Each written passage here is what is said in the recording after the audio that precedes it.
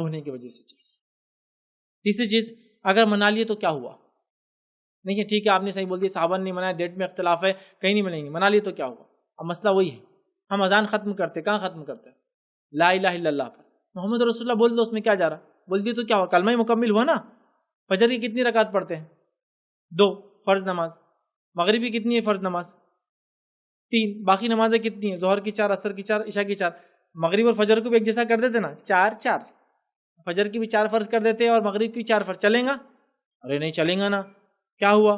ایک رکعت بڑھنے سے ایک سورہ فاتحہ بڑھ جائیں گا، ایک رکوع اللہ کی تسبیح بڑائی بیان ہو جائیں گی، اللہ کی حمد و ثنا بڑھ جائیں گی، 2 سجدے بڑھ جائیں گے تو 6 تسبیح بڑھ جائیں گی۔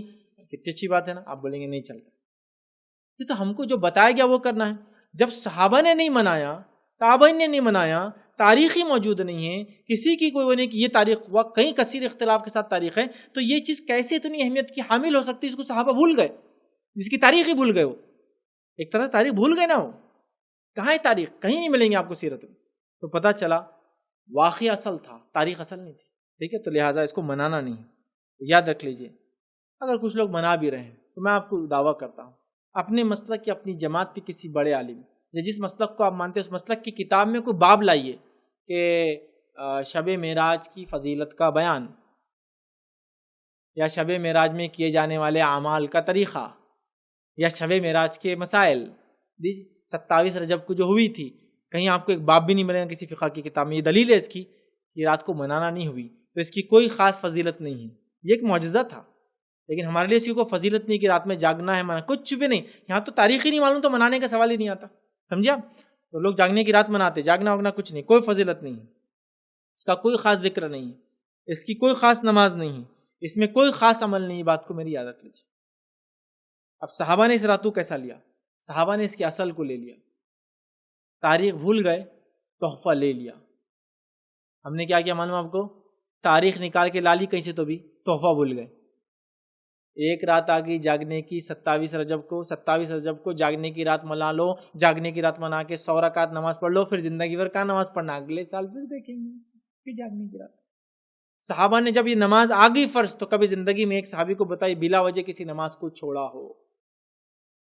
کہیں کہیں صحابہ کو تو حال عدی بن حاتم کے تعلق سے آتا رضی اللہ عنہ، وہ خود بیان کرتے ہیں کہ جب ایمان لائے اس کے بعد سے جب نماز فرض ہوئی 40 سال گزر گئے، وہ لکھتے زندگی کے، مجھے یاد نہیں کبھی کہ میں اذان سے پہلے مسجد میں حاضر نہیں تھا۔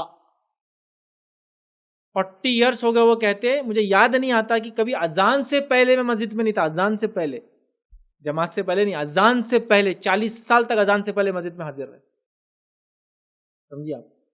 انہوں نے تحفہ لے لیا تھا۔ تاریخ چونکہ منانے کی اور امپورٹنٹ نہیں تھی، بھول گئے تھے۔ ہم نے تاریخ لے کے برابر پتہ نہیں کہیں سے لا لی، وہ تاریخ 27 رجب تاریخ لا لی، تحفہ بھول گئے، تحفہ بھول گئے، معراج کا پورا پیغام بھول گئے۔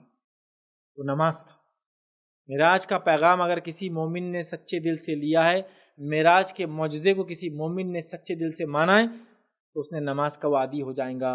کیونکہ جب ہم معراج کو مانتے ہیں، ہم یہ مانتے ہیں ساری عبادتوں کو بھیجا گیا، نماز بلا کر دی گئی، بہت بڑی عبادت ہے بھیا۔ روزہ آیا، زکوٰۃ کا حکم آیا، حج کا حکم آیا، نماز کے لیے بلایا، کتنا فرق ہے۔ ساری عبادتیں چاند سے چلتی ہے، زکوٰۃ چاند کے حساب سے دینا 355 دن ہو جائے 1 سال، حج چاند کے حساب سے کرنا ذوالحجہ کے اندر ہے نا، اسی طرح جو ہے روزہ چاند کے حساب سے رکھنا ہے، نماز سورج سے چلتی ہے، چاند سے نہیں چلتی، یہ اس کی فضیلت ہے۔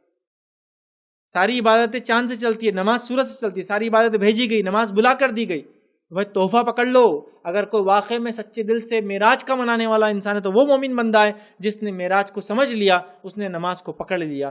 تو صحابہ نے نماز پکڑ لی، تاریخ بھول گئے چونکہ اس کو منانا تھا نہیں، امپورٹنٹ تھی نہیں، ہم لوگوں نے تاریخ پکڑ لی، عمل کو بہرحال بھول گئے، ہمیں عمل پکڑنے کی ضرورت ہے، اب منانا ہی ہے کسی رات کو۔